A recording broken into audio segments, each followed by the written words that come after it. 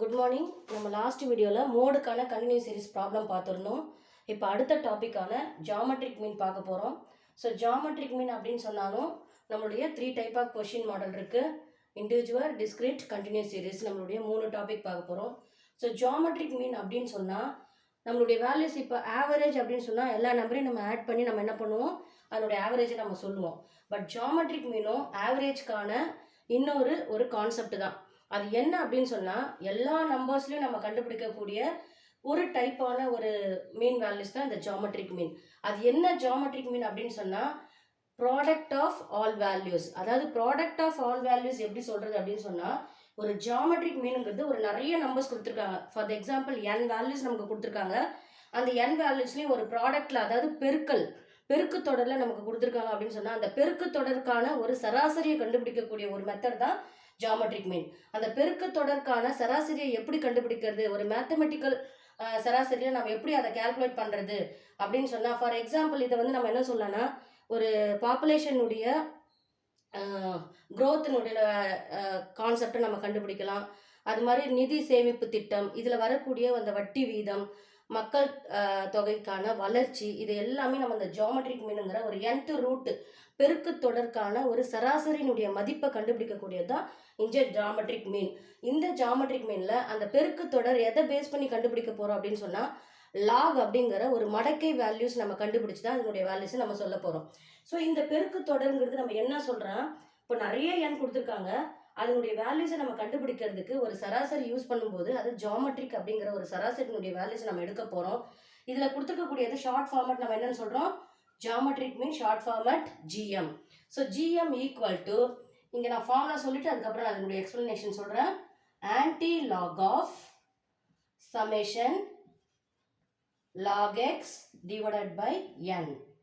இது எக்ஸ்னுடைய வேல்யூஸ் மட்டும் கொடுத்துருக்கிறதுனால இது எதுக்கான ஃபார்முலா, இண்டிவிஜுவல் சீரீஸ்க்கான ஒரு ஃபார்முலாவை நம்ம இங்கே கன்சிடர் பண்ணுறோம். ஸோ இதில் என்ன அப்படின்னு சொன்னால், ஏன் இங்கே ஆன்டி லாக் சொல்லியிருக்காங்க அப்படின்னு சொன்னால் ஒரு பெருக்கு தொடர்க்கான சராசரியை கண்டுபிடிக்கிறதுக்கு நம்ம யூஸ் பண்ணக்கூடிய ஒரு கான்செப்ட் லாக்னுடைய வேல்யூஸ்.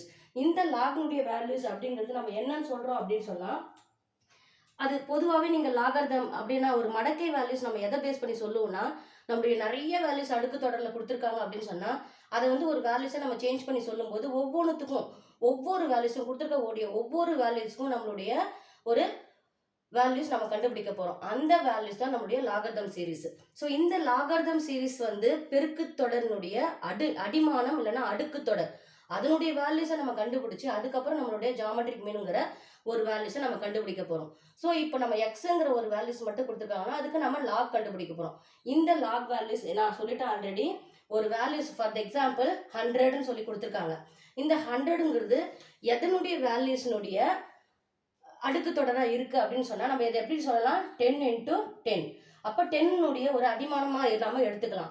இது எத்தனை அடுக்காக நம்மளால் பெருக்கு தொடரில் சொல்ல முடியும்னா 10னுடைய ஸ்கொயர் வேல்யூஸாக நம்ம சொல்ல முடியும். ஸோ இந்த அடுக்கு தொடரினுடைய வேல்யூஸை நம்ம கண்டுபிடிக்கும் போது நம்முடைய வேல்யூஸ் வந்து ஒரு பர்டிகுலர் சராசரி வேல்யூஸ் நமக்கு கிடைக்கும். அதுக்காக யூஸ் பண்ணக்கூடியதான் நம்மளுடைய லாக் வேல்யூஸ். அந்த லாக் வேல்யூஸ் நம்ம சொல்லும்போது இதுக்கான வேல்யூஸ் நமக்கு கிடைச்சிரும்.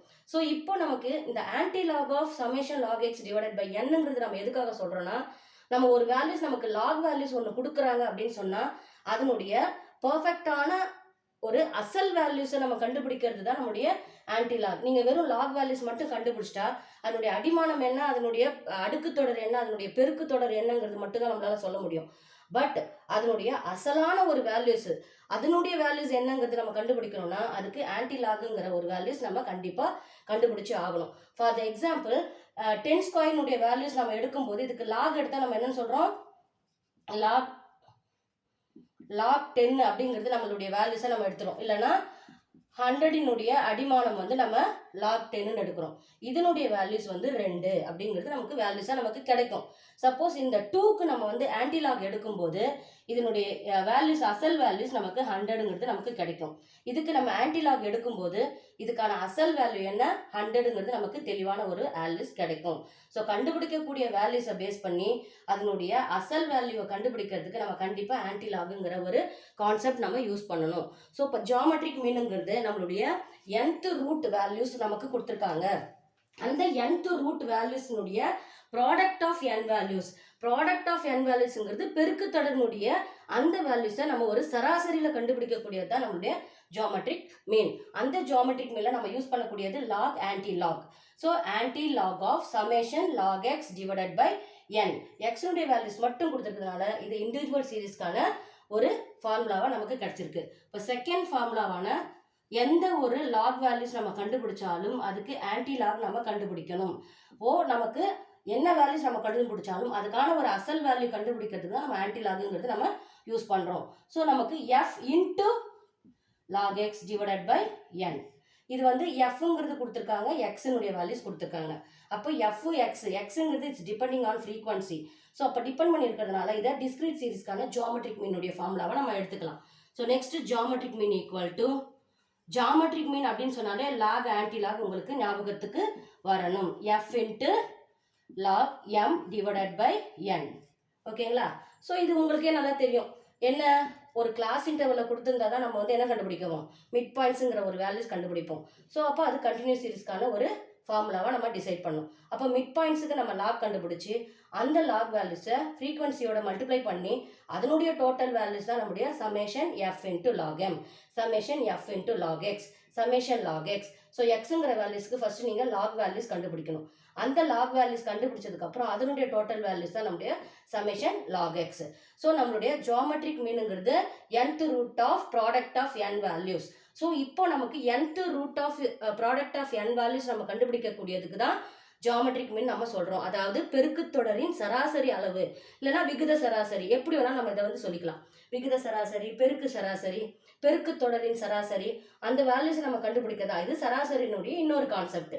ஸோ அதை கண்டுபிடிக்கிறதுக்கு நம்ம பெருக்கு தொடர் அப்படின்னு சொன்னாலே அதனுடைய அடிமானமும் அதனுடைய அடுக்கு தொடரும் நம்ம கண்டுபிடிக்கிறதுக்கு நம்ம யூஸ் பண்ணக்கூடியது லாக். அந்த லாக் நம்ம கண்டுபிடிக்கிறதுக்கு நம்முடைய லாக்னுடைய அந்த கான்செப்ட் நம்ம யூஸ் பண்ணுறோம்.